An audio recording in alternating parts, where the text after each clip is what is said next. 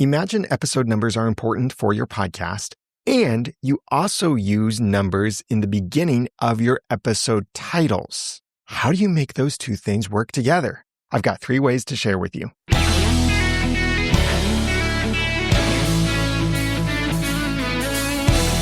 Thank you for joining me for the Audacity to podcast. I'm Daniel J. Lewis. I've talked about episode numbers in multiple past episodes, like when to use episode numbers, that was in episode 420, when to avoid using episode numbers, that was in episode 421, how to include episode numbers in your titles, that was episode 359, and those all built on my original thoughts from 12 years ago in episode 179 when I talked about are episode numbers really necessary. If you want the links to all of those episodes, you can either look them up very easily inside your podcast app with the episode numbers, or go to the audacity2podcast.com/combine numbers to get those links, or tap on the chapter link right now so you can jump to the notes for this episode to get those links to those past episodes. But this very episode is an example of the problem that you might face. And this has been a scenario that's been on my mind since I've been reevaluating my thoughts on episode numbers.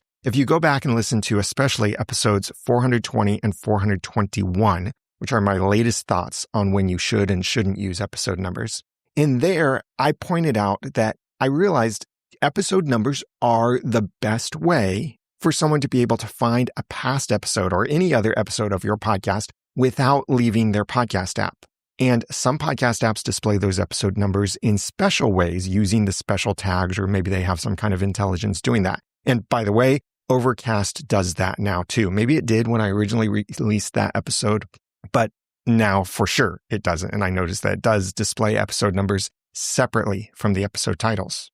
But the scenario that's been frustrating me is this, and this very episode is an example of this scenario. And that is when you legitimately need episode numbers for any of those reasons, or maybe some other legitimate reason that I've mentioned in my past episodes. You definitely need your episode numbers, but you also want a great episode title that starts with a number. That was the scenario that I've mentioned in the past episodes where you might want to not use episode numbers if you frequently do something like that. But what if you only sometimes do something like that? For example, imagine episode titles like 5 Steps to Success or 20 Tips to Improve Your Technique. Of course, making that specific to your niche. Those start with numbers. And those types of titles can be really good titles because everyone wants to know, oh, I only know 5 of these things. I want to know all 20 of these things. Or I can only think of 3 steps to do this. I want to know what you consider are the 5 steps.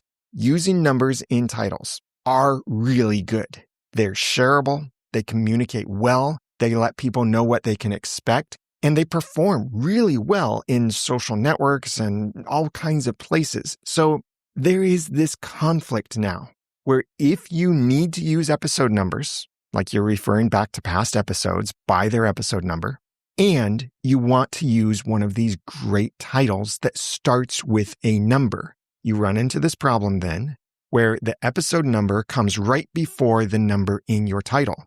So if you're on episode 103, then these 2 example titles I mentioned would end up looking like 103.5 Steps to Success or 103.20 Tips to Improve Your Technique. And I think then all of that nice power that you get with a good title that starts with a number starts to break down when that number looks complicated. And it looks complicated when you have an episode number right in front of it. And then it starts getting confusing. Like, is it 20 tips or is it 120 tips? Is it 5 steps to success or is it 100.5 steps to success?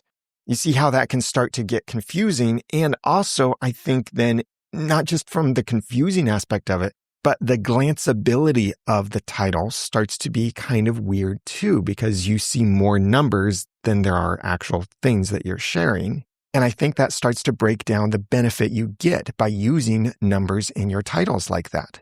So I've thought about this and I came up with 3 ways that you could do this. And this is going to totally sound link baity to say this, and the third way is going to be really impactful and what I think is the way that you should do it. So here we go. If you want to follow along in the notes, they are a simple tap or swipe away, look at the chapters, or go to the audacity2podcast.com/combine numbers. Number 1, add a leading word.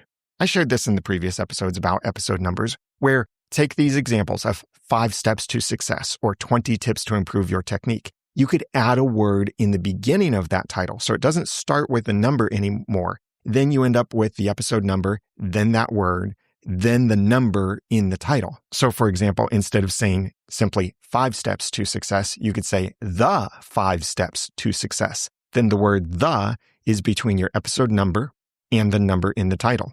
And again, this is all assuming that you need episode numbers. And if you need episode numbers, then they should be displayed prominently. Or that example of 20 tips to improve your technique, it could be best 20 tips to improve your technique. Or you could get more descriptive with the adjective that you use, like fastest 20 tips, cheapest 20 tips, easiest 20 tips, something like that, where you're adding an extra word before the number in the title. That can sometimes help you even just refining the content. So you might think 20 tips to improve your technique. You might start thinking, actually, I could come up with 400 tips to improve your technique. Well, break it down. How about what are the fastest tips, the easiest tips, the simplest tips, the cheapest tips? Then that can help you to refine your content. But even then, sometimes you might really think, I'd really so much rather to say 20 easy tips to improve your technique or 20 cheap tips, 20 fast tips. And I get that. I think that even sounds better. And it goes back to having that number in the beginning of the title often makes the title better than putting it somewhere in the middle of the title. So then that goes on to number 2 method that you could use to overcome this problem and combine these numbers in the title. Spell the number that's in the title, not the episode number, but whatever that number is in your title. So instead of the numeral 5 steps to success, you would spell it out, FIVE, steps to success. So it would read 5 steps to success. And that sounds good. It looks okay, but it's not as impactful as having the actual number there. And the whole point of using a numeral instead of spelling out the words for the number is so that it's very glanceable and it's very quick to understand what that number is. In fact, if you're going to spell numbers, that really only works through 20. And the reason I say through 20 is because 1 through 20 are single word numbers. 1, 2, 3, 4, 5, 6, 7, 8, 9, 10, 11, 12, 13, 14, 15, 16, 17, 18, 19, 20. Those are all one-word numbers. Everything above that, except for the steps of 10, like 30, 40, 50, 60, and so on. But everything above that starts getting more complicated because then you're using multiple words. 21, 22. Especially if you get into the hundreds, then it's 1-100 space 20-2. When you could just do it in 3 characters and have the numerals 122, so 122, instead of spelling it all out. So spelling the number doesn't always work, but it can work in certain contexts where maybe you don't have a whole lot of control over how things display. Then consider writing the words for the number, especially if it's an easy number, 20 or below, instead of using the numeral. It's not as good as a numeral, but I think if it's between that and having 2 numbers that conflict with each other, where you've got the 2 numerals, the episode number and the number in your title, I think spelling out the number for the title then works better. Then number 3, this is the one that I recommend. Title your episode differently in your RSS feed. You might not have realized this, but depending on the publishing tool that you use, there are multiple titles being applied to the same episode. Most of the time, we think of that title as being the same in all of those places, or you may not even realize that there are multiple places where your title could appear. Let's take an extreme example of this that gives ultimate power and control, my publishing workflow with WordPress. I use WordPress plus the PowerPress plugin from Blueberry to create my RSS feed. I also use all-in-one SEO to give me some extra control over the search engine optimization of my website. I also use social warfare to give me more control over the social data on my website. Now, some of that is available inside of All-in-One SEO, or even Yoast SEO can do the SEO stuff and some of the social stuff too, but I have separate plugins doing this. So here are the potential titles I could do. There is the post title inside of WordPress. There is an episode title field inside of PowerPress. There is the Apple Podcast title field inside of PowerPress. There is the SEO title inside of the SEO plugin, and the social title inside of the social plugin, or that could be inside of the SEO plugin too. So that's 5 potential titles right there for the exact same content. And those titles can display in different places. And here's the key. Many publishing tools do allow you to control at least your Apple Podcast title or iTunes title separately from your normal title. Or if you're publishing your podcast RSS feed completely separately from your website, and you can control what displays on your website without it affecting your RSS feed, like if you're using Podpage or your own WordPress site, but you're generating your RSS feed with something else, like from your podcast hosting provider, then you have that control to do something differently inside your RSS feed versus what's displayed on your website. So here's what you can think about. In all of those places outside of the podcast app, an episode number is not necessary. Or if you feel it is necessary, it should not be the first thing inside of that, because that's very valuable real estate for your episode titles outside of the podcast apps. If you need an episode number, put it near the end for what displays on your website. An episode number does not need to display in what gets shared out to social media. It doesn't need to display in what's shown in search engine results for websites like on DuckDuckGo or Google or Bing or any of those engines. The episode number doesn't matter in those contexts at all, because no one's going to search for something, see your episode, and think that they want to click on it because it's episode 500.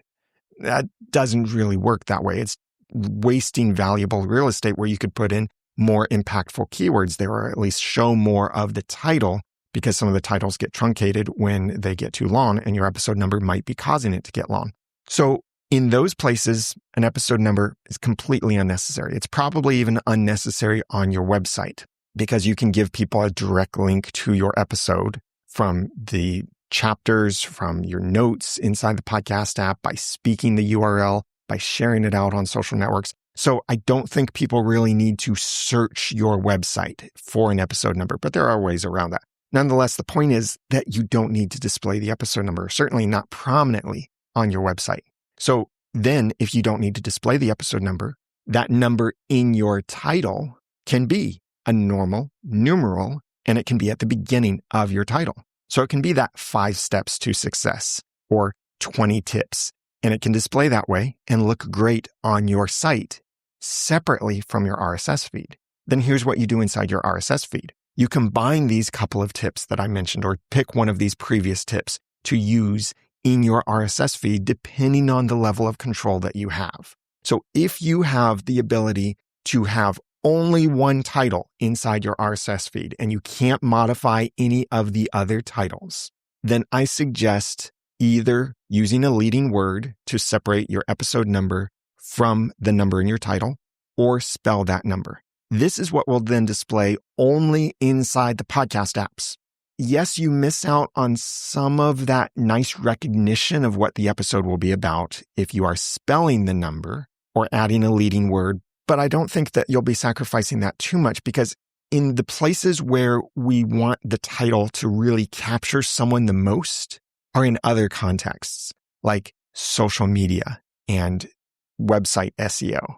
Not necessarily in the podcast apps, because usually what seems to happen inside a podcast app is someone will decide to follow a podcast based on the overall podcast, not specific individual episodes. And using numbers in your titles, whether you're spelling it or you are using the numerals, it's not going to affect your SEO, because most likely someone isn't searching for 5 steps to success. They might just be searching for steps to success. They don't care what the actual number is. They don't know what the number is. They're searching without a number. So how you spell or write that number doesn't matter as much for search inside of the apps. It's more of a easy recognition kind of thing. But if your tool gives you the ability to set a different title in different ways for the same episode, then you can leverage this in better ways. So here's the ideal scenario here, where the tool will let you set an Apple Podcast title, or sometimes still called an iTunes title, separately from the normal episode title. The normal episode title can have your episode number in that title field, written the way that you prefer, and I recommend that just be the numeral, a period, a space, and then your episode title. And you can modify the title as it appears in Apple Podcasts separately from that. And that Apple Podcast title should not have the episode number in it, because that's where you should be using the episode number field instead of entering that in the title for Apple Podcasts. So what you do then is in the normal title field, where you have to include the episode number in the title, that's where you spell the number in the title, or you add a leading word. So pick technique number 1 or number 2. You don't have to do both. So you could say the 5 steps to success, or you could say fastest 5 steps to success, something like that, adding a leading word, or you spell it FIVE, steps to success. Point is that when you have to display your title with the episode number right there in the same field, you do one of these other techniques so you're not having 2 numerals right next to each other. Then in your Apple Podcast title, or iTunes title, if it's still called that in the user interface, that's where you use the numeral in your title, because you're not going to put an episode number in that field.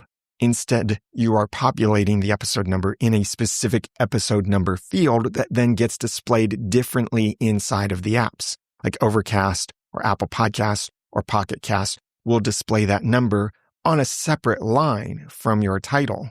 So then you don't have to worry about an episode number being right next to the number that's in your title. So it won't look like 100.5. You'll just see the number 5 steps to success or 20 tips.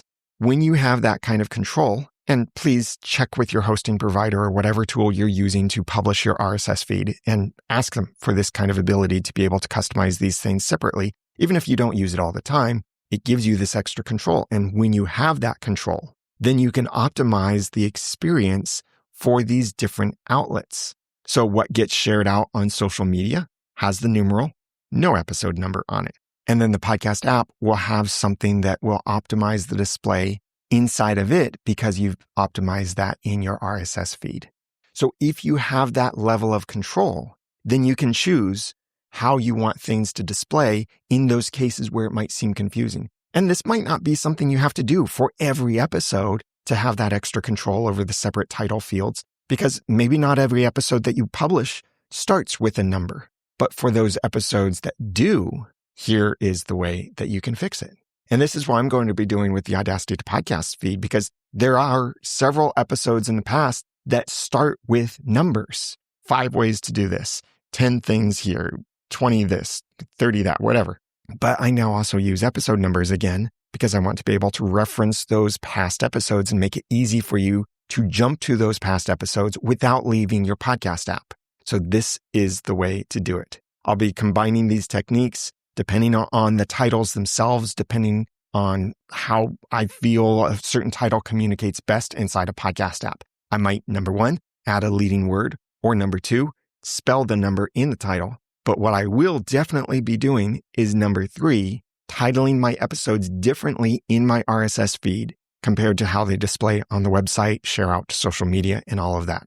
I hope this has been helpful to you. And if you've been in the same place, I wouldn't be surprised if you never even thought about this, because these are the kinds of things that I tend to think about, is start trying to problem solve certain anticipated problems or things that I run into and that I see. And that's why I wanted to share this with you. And I hope that this has been helpful. You can share this episode out, comment on the notes through your podcast app. Go to theaudacitytopodcast.com/combine numbers. And you can also get the links to the things I've mentioned there at the website. So you can jump back to those past episodes if you want to, or find them simply by their episode numbers inside of your podcast app. Before I go, a quick couple of special thanks to some people that I don't know who they are because this information came in anonymously. But that is 81 Satoshis streamed from someone using TrueFans, whoever you are. Thank you very much for that. And 2,950 Satoshis streamed from someone using Fountain. Whoever you were, thank you very much for that. If you find value in the Audacity to Podcast and you appreciate what I share with you, and it's been valuable for your own podcast and your own podcasting journey, would you consider what that's worth to you? And consider giving back. You can do that through your Podcasting 2.0 app, streaming Satoshis or sending a boostergram, or you can send an actual cash amount, not actual dollar bills, although I do have a P.O. box. If you want to visit the website, you can look at my P.O. box address. But you can also send payments through the audacity2podcast.com/giveback. Now that I've given you some of the guts and taught you some of the tools, it's time for you to go start and grow your own podcast for passion and profit. I'm Daniel J. Lewis from the audacity2podcast.com. Thanks for listening.